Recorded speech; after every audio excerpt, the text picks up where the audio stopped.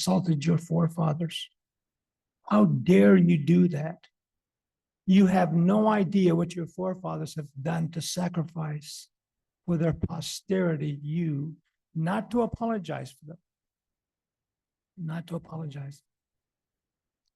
So I tell my staff this today, and I travel all over the country. If I take you with me, and if you ever apologize for not being Native American, I will publicly embarrass you so you never do that again. A lot of our Native people do the same thing with each other. I'm not Native. You're not Native enough. You're too fair. Do you speak your language? Do you do this? I don't care. I want people that are good, decent, honorable people working with our people. I don't care if you have a PhD or not. I don't care. I don't care if you have 40 years of sobriety. I don't care about that either. I don't care if you've been in prison. I don't care about that either. I don't care if you've been divorced 2 or 3 times. Are you a good person? Are you a decent person? Are you an honorable person? That's who I want working with me and for me. That's who we need working with our Native people. Good people. Yes, we've all made mistakes. No one's perfect. So again, don't ever apologize for who you are. Be proud of your heritage. Be proud of where you come from. And I really tell that to people. You know why? Because we're literally brothers and sisters. We really are. And I want to promote that. Let's talk about families for an example for a minute. I talked to a lot of tribal leaders, and I tell them this. We have programs that are in economic development, healthcare, education, social services, housing. They're all wonderful. We need them. We need them. But all those things have a similar theme. They all revert back to the family. Every program on the tribe reverts back to the family. Are we strengthening our families? Let me tell you some sad statistics. In South Dakota, I do a lot of work in South Dakota. About 9% to 8% of the whole state are indigenous Native people. Okay? But in the state penitentiaries, in a state penitentiary system, almost 50% of the men in state prisons in South Dakota are Native American men. Now listen to this one. Almost 75% of the women in state prison are Native American women. What are we doing in prisons? What are we doing in jails? I want to remind them, I say, you know what? When we were first put on reservations, you know what's that? What I told them? Our forefathers had to have permission slips to leave their own land. I was talking to a prison up in North Dakota one year. It was in January. And in prison, they have gangs. One of them is called chiefs. They call themselves the chiefs of the was it warriors? Anyway, they have names like that. Anyway, I said, chiefs of what? What are you chiefs of? Your people, in fact, a week prior to this, there's a little 13-year-old boy that froze to death. And you in prison have a place to stay, a warm place to stay. You have food to eat. You have a bed to sleep in. And our children are out there suffering. And we call ourselves chiefs. When you get out of prison, you make a goal to stay out of prison. This is no place for us. We are family. Now back to my story about my staff. If you have just a drop of Native American blood in your earlobe, I tell people around the country, if you have just a drop, understand something. We belong to you, you belong to us, we belong to each other. If you love our people, we belong to you, you belong to us, we belong to each other. We're one. And we got to carry that message around the world. because we are one as a people. In fact, I get dragged sometimes. Now, let's get back to families. That's what I do. I'm in the family business. And understand something. If I want to destroy somebody, I don't destroy your cars. I don't destroy your house. I destroy your family. Then I got you. Because when I destroy your family, you're easily discouraged. You walk through life alone. As a therapist, one of the most damaging things is called loneliness. When you feel all alone, you don't connect with anybody. You will literally sell yourselves for pennies on the dollar. And many times just give yourself away because you want to connect. You're lonely. So we got to look back and say, how do we strengthen our families? What programs don't do that? They look at everything else but the family. Now, we have a program, one of our first courses we teach in our program is called Fatherhood is Sacred, Motherhood is Sacred. That's the title of our course. Fatherhood is sacred, motherhood is sacred. I have taught as a practitioner that knowledge doesn't change people, but yet most programs are what they call knowledge-based. It's all about learning, cognitive.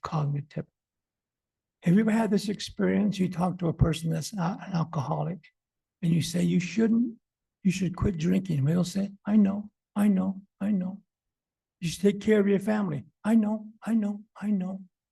They do know what to do and what not to do. They know it. You got to make them feel how important they are, how valuable they are. They are irreplaceable. They are unique. Every individual is precious. You got to make them feel. Now, I'm going to be jumping around. Let's go back to prison. I found there's two kinds of people in prison. And a lot of our Native American men and women are in prison. We have programs now. I go to a lot of prisons. And I tell them, you know what? There's two kinds of people in prison to make things simple. One kind of person in prison, and this is the majority of people in prison, they are unfamiliar with a good life. They have never had a good life. They were born into a family with addiction issues, violent issues, a lot of chaos, and they're unfamiliar with a good life. They don't have, I don't belong. I'm not wanted. I'm not needed. So the perception of life has been very distorted. They're not sick. They're not bad people. They're just unfamiliar with a good life. That's the majority of people who are in prison. The other kind of people in prison are the kind of people that were born into a good family.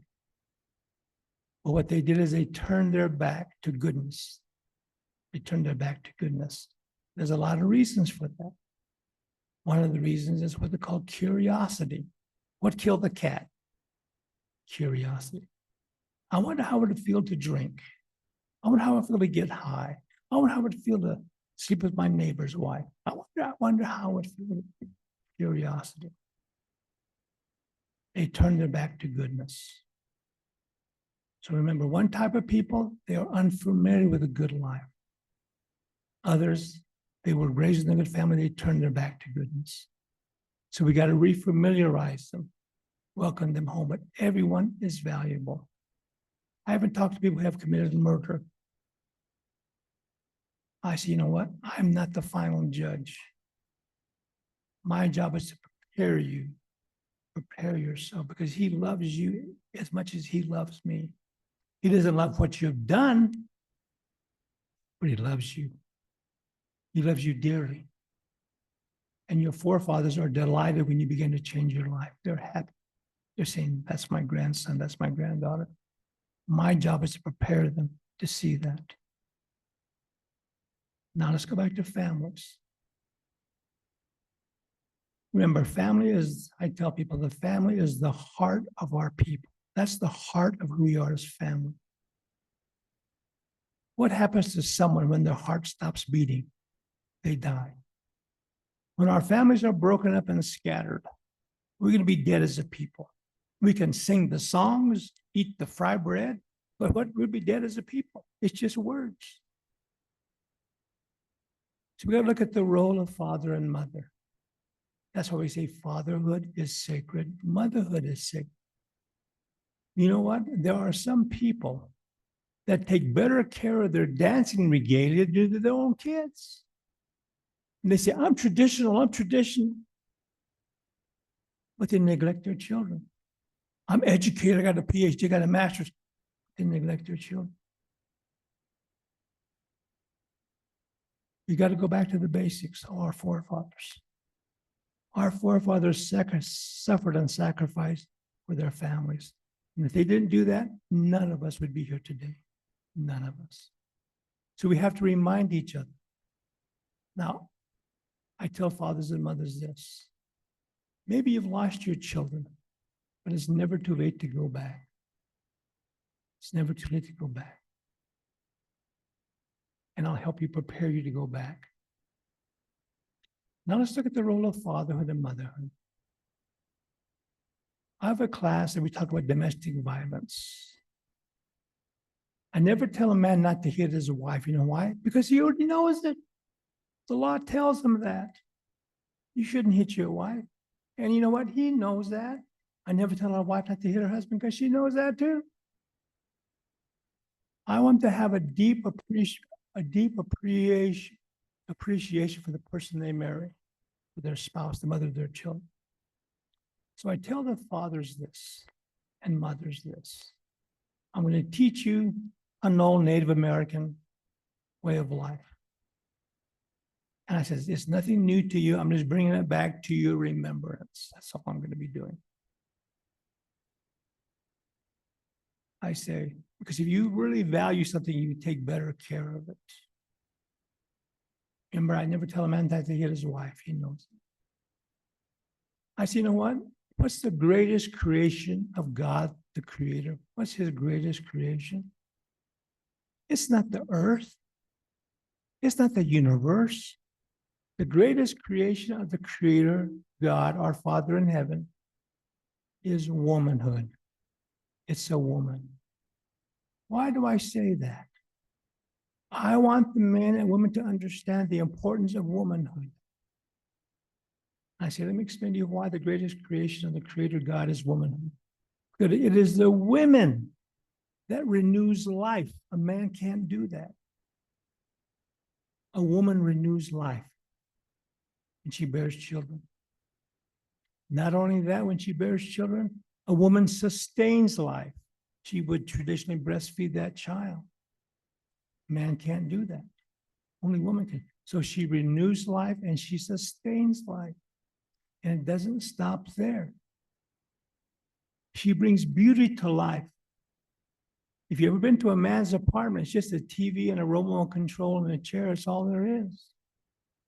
You bring a woman in and she'll clutter the whole place up. She'll bring pictures and flowers and plants. She'll beautify the whole place. In fact, I had a person come to our office one day. She had just got out of prison. Was in prison for 16 years and came through my office.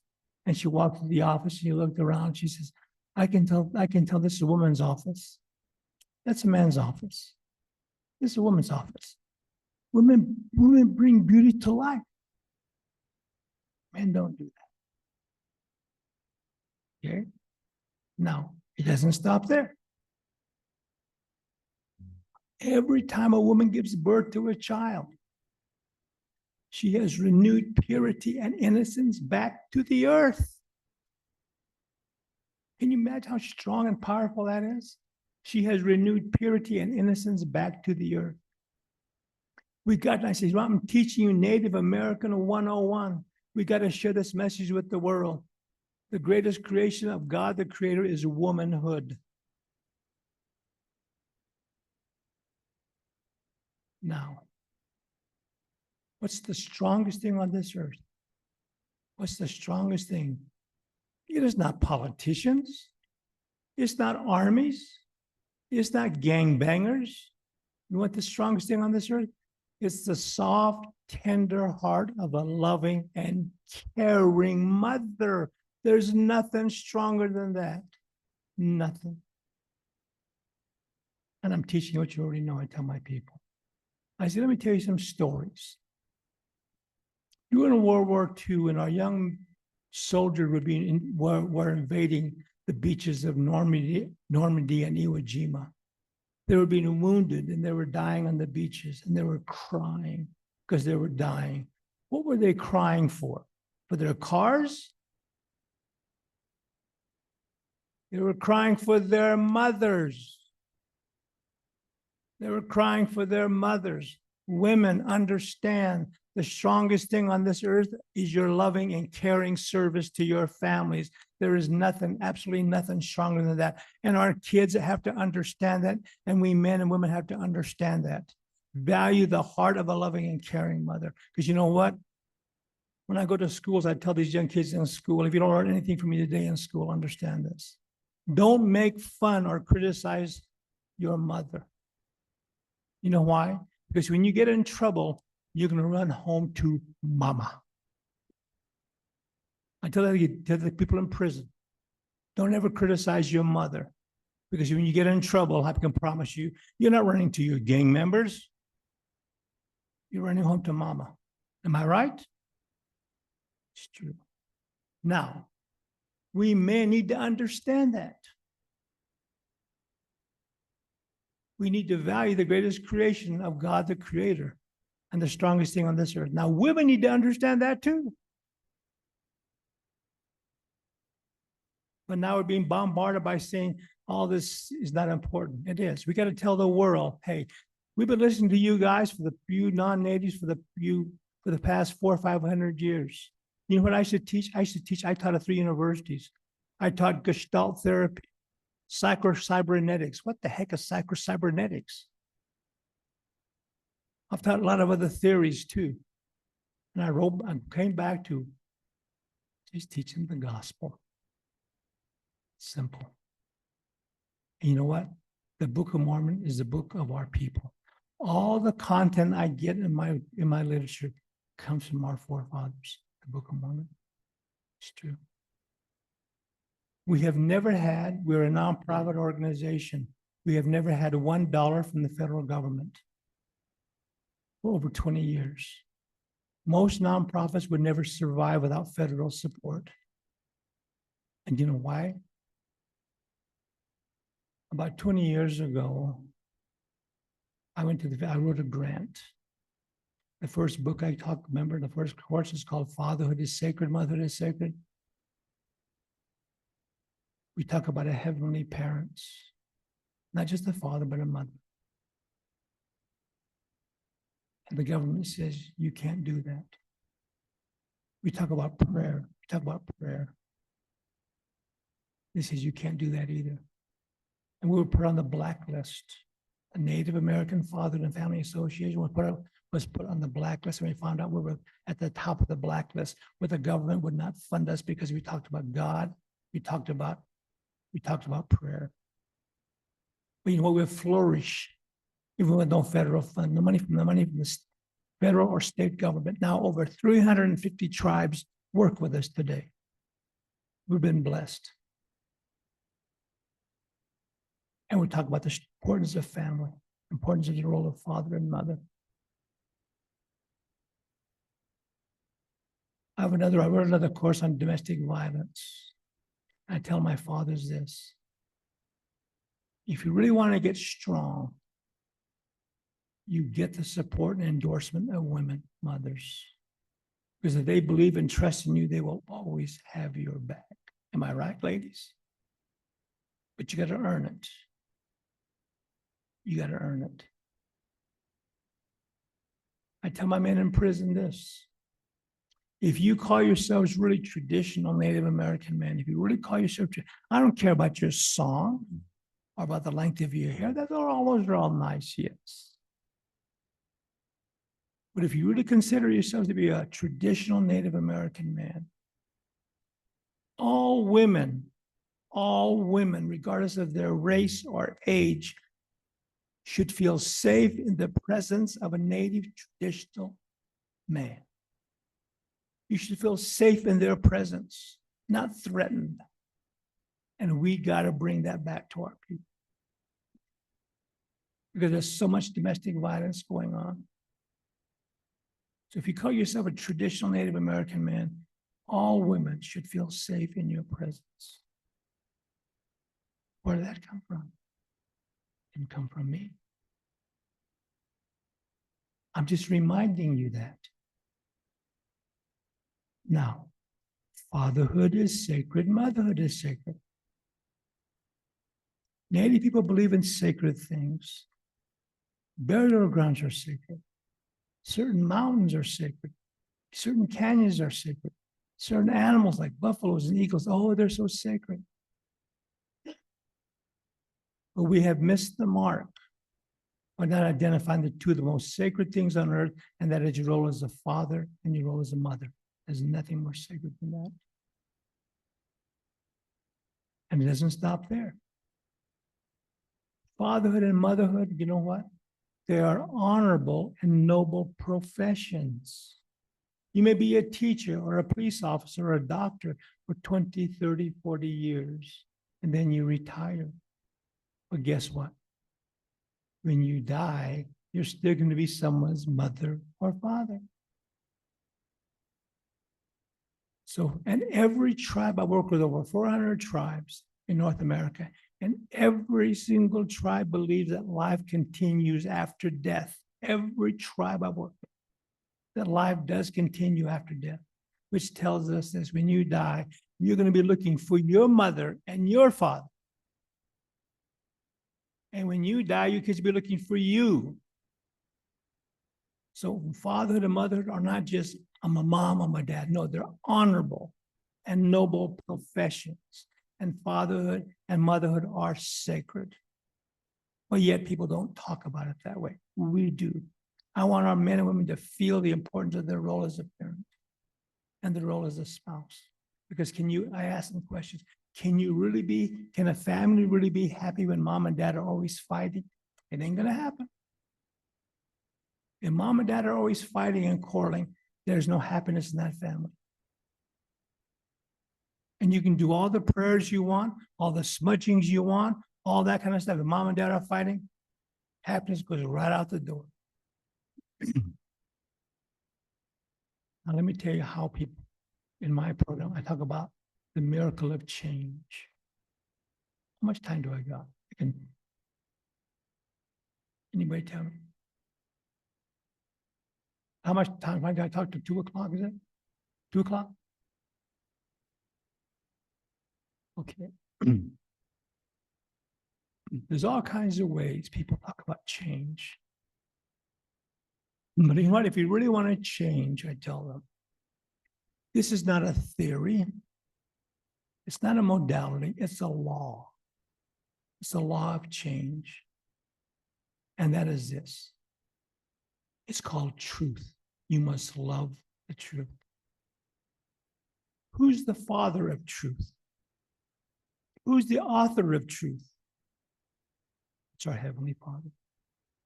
Now, there's 4 components of truth I tell people. You work on these things. Number 1, let me ask you before we get into truth. Can you have a good, what if one of your, can you develop a friendship with somebody that always lies to you every day? Let's say somebody lies to you all the time. Can you become a good friend with that person? You can't, because you can't trust them. You can't depend on them. You can't rely on them. They're not responsible because they lie. And guess what? You tell one lie to cover that lie, another lie, another lie. Lies cover up each other. So imagine if you can have a good friend, lies are not the way to do it. Now, we all say we love truth. But do we really love truth? Some people say we love truth, but we love, you know what? Most of us love lies more than truth. When we love lies, guess what? Or we'll have good days and bad days. Good when we love lies. There's something worse than that.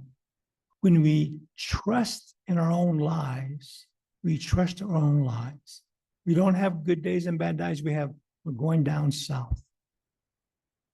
There's something even worse than that.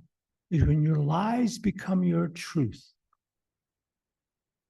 you're going to live in a world of misery. And who's the father of lies? Who's the author of lies? He has many names. I call him Lucifer. Some call him the devil. Some call him evil spirit. I don't care what you call him. So remember, if you want to have a good friend, you don't want a friend to lie to you, which means this. We have to learn to love the truth. And we start with ourselves. I tell my clients, I want you to become more lovable and more likable. But to do that, you must love the truth. We all say we love the truth, but you know what we don't? We hide behind lies. You can be married to a person for 30 years and he lies to you every day and you still bring him back in. I thought you loved truth. The guy's been lying to you for the past 30 years. You keep bringing him back in.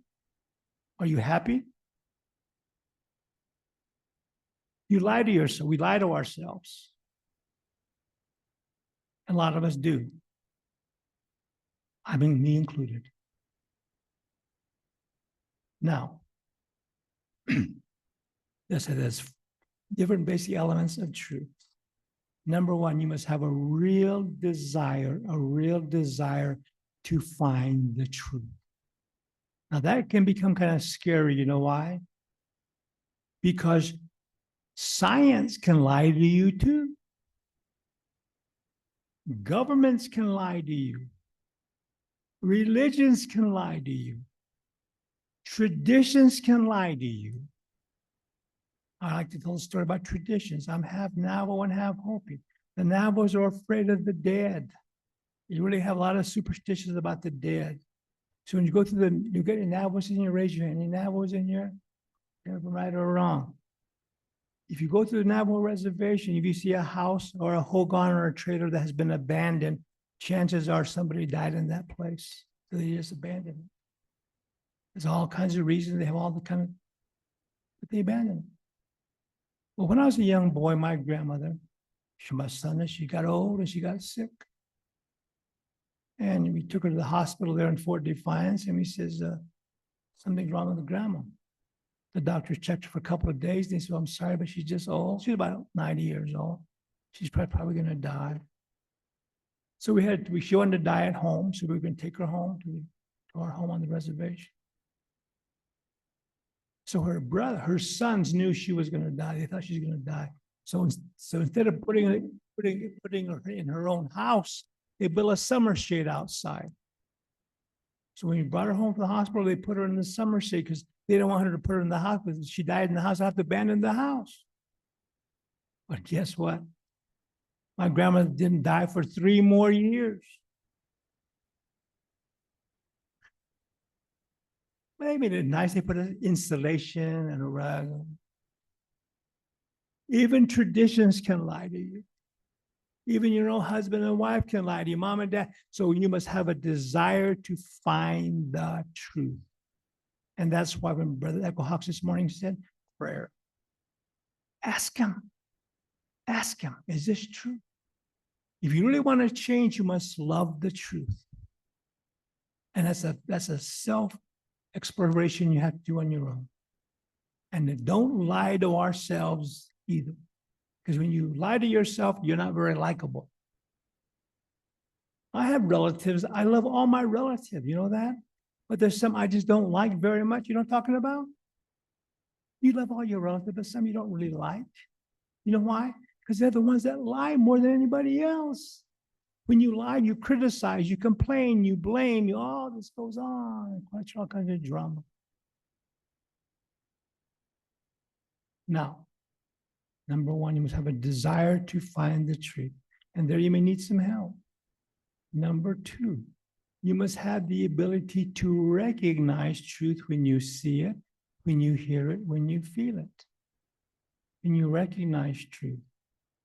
We say we can, but we can't. Sometimes truth is so simple and so clear and so plain, and we can't recognize it. You know why? Now, I know this doesn't happen very often on the reservation, but in some places, there's a lot of jealousy. Have you ever seen a real jealous person? I know you don't see them on the res, but I don't know why you see them, right?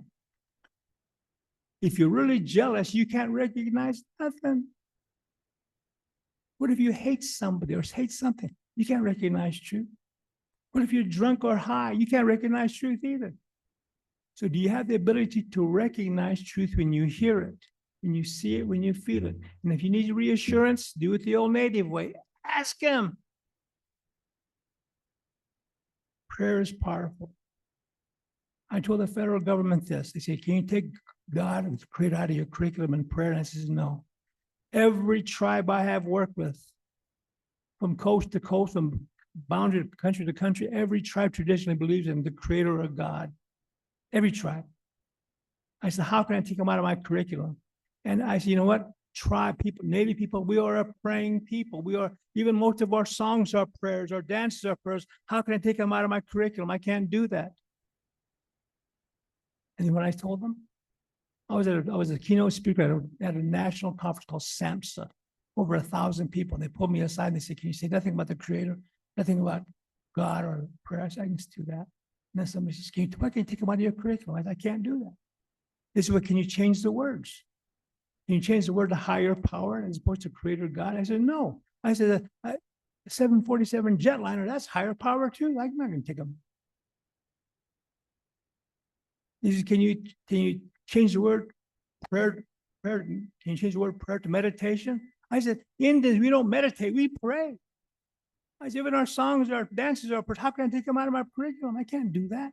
I said, this program was written by and for Native Americans. And you know why? That's why I think I was blessed, because we now, like I said, we work with over 350 tribes throughout North America. And guess what happens? Just this year, we are now part of the United Nations. And we're taking this back. We're going to take this message around the world. And I need help. And maybe some of you can help me. And all we're doing is spreading the word of Native people. And where does it come from? The Book of Mormon, the Pearl of Great Price, and Doctrine and Covenant. That's where it comes from. It comes from inspiration. You know what I'm talking about. Like I said, I'm going to be 77 years old here in a few more months. I'm starting to wear down myself. It's our responsibility to share the truthness around the world and help gather Israel. And that literally is the truth. Some of my best facilitators, I met them in prison. I met them on the streets. They've changed. When I'm standing right over there. Met them on the streets. Right, Austin? Homeless guy. He used to be skinny back in those days. Now he's getting a little weight. Great man. He's changing. We got two guys here that have now entered my program. They're going to change too. You know why? They were destined. You're destined to change, which means you got to put you to work. And I put a lot of pressure on my people. I don't baby them. Because I see the potential in them.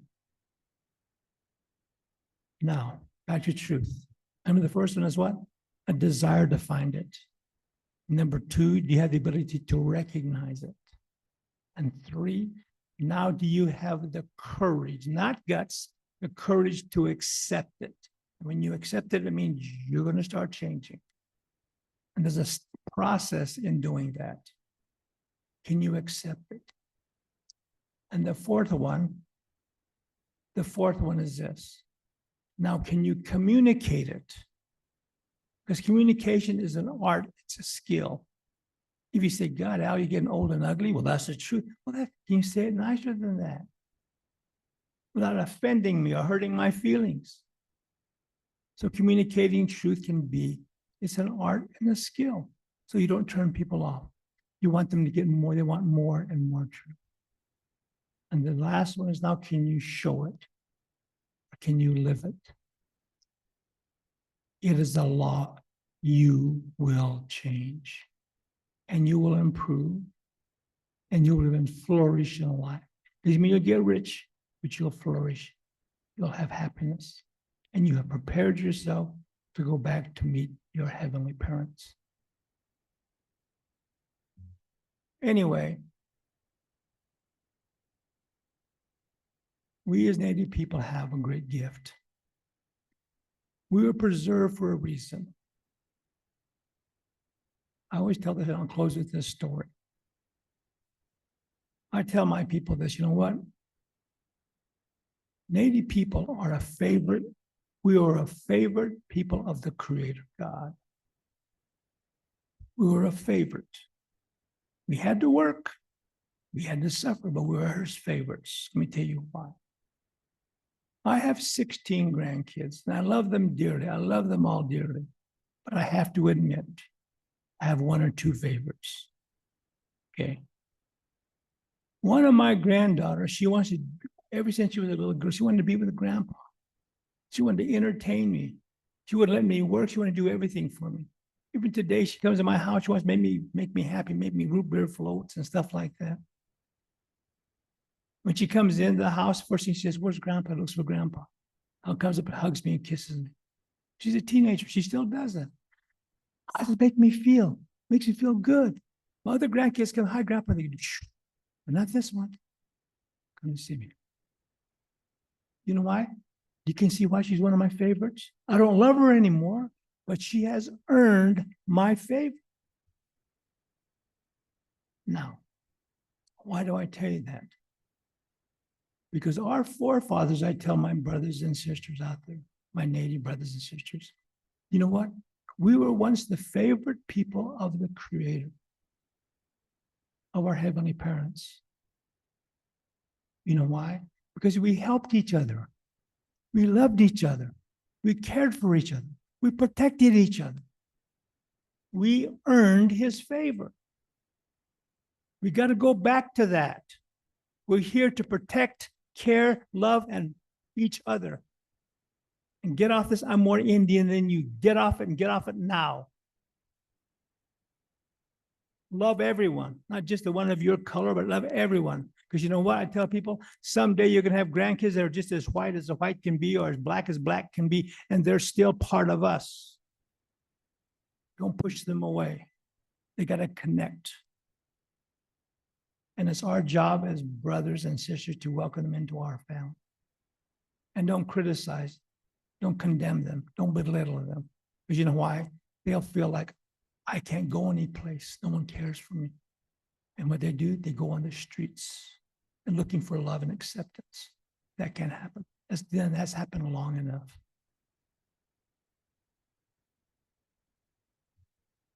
Anyway, I want to thank you for your time. And as I enjoyed coming here, I have a group. My company is called Native American Fatherhood and Family Association. We're located on the corner of Southern and Mesa, Southern and Country Club. If you're ever in the area, please stop by. We'd love to talk with you. And like I said, now we're not part of the United Nations. We're going to be growing. We're going to need some help. You know, it's not an easy job. And so, again, I want to thank you. In closing, I want to bury my testimony. Let me tell you before I stop there. Before you want one last story. My wife always says, "That's the last story." Yeah, right. You know how I was raised, my mother and father? My mom and dad were different tribes. And I think my parents were thinking with a third American Indian couple to be married in the Mesa Temple. I think that's the case. I'm not too sure, but I'm pretty sure that's what it is. But my father was an alcoholic. In fact, I'm named after his best friend, who was named Albert Martin Billingsley, who would go into Winslow and buy all this alcohol. And my dad and him would go out on the reservation and sell it. My dad was a bootlegger at one time. I'm named after a bootlegger. Anyway, my dad was an alcoholic. And my mom, they were living in Winslow, Arizona at the time. And missionaries knocked on the door, and my dad had just gone to work. And these two young guys knocked on the door, and they told him who they were. My mom says, he said, "Well, come back in your husband's here." And my mom said, "Well, wait a minute. I have one question for you. I'll let you come back and help my husband quit drinking. They said, we think we can help him. So she said, come on back. So that afternoon, that evening, the missionaries came back. And my father was very unhappy with my mother, very mad, as a matter of fact. But back in those days, you had a protocol. If you were invited by someone in your family, you had to be nice to that person. It's not like that today. Back then, there was a protocol. So my mom had invited these missionaries. So my dad had to be nice to them, whether he liked to or not. But he saw these two young kids, and he said, oh, these are just young kids. I could talk around these kids. But he had two things that were wrong. He asked questions, and he read the literature called the Book of Mormon. And he kind of got converted in a matter of weeks.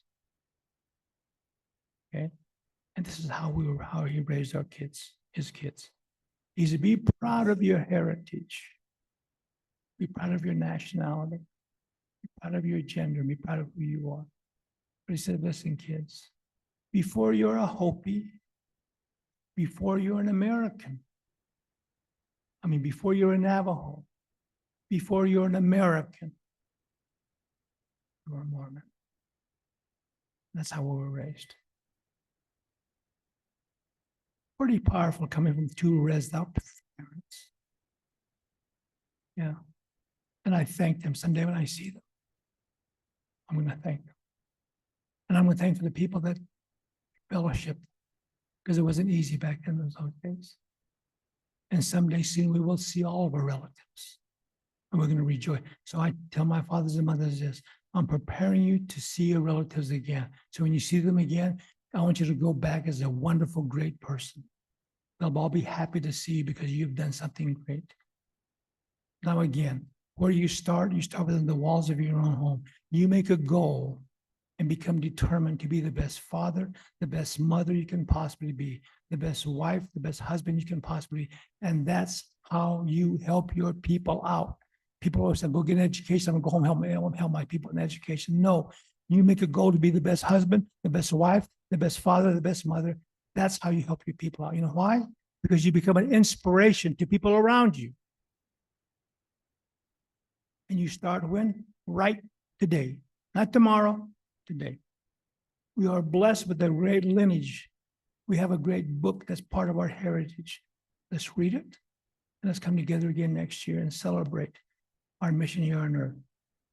Because this church is true. We have a great mission to do among our people. And I say this in the name of the Son, Jesus Christ. Amen.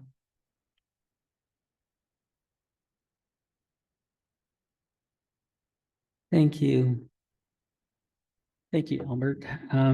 Yeah, Albert is a real good person. He's helped me myself and my PTSD, just stepping in his office and just meeting with him for just 20 minutes, 30 minutes. And I was able to heal a lot of what I was going through. So thank you. I'm sure you've done the same here too, just by your little message here. You'd be able to help some people. Thank you.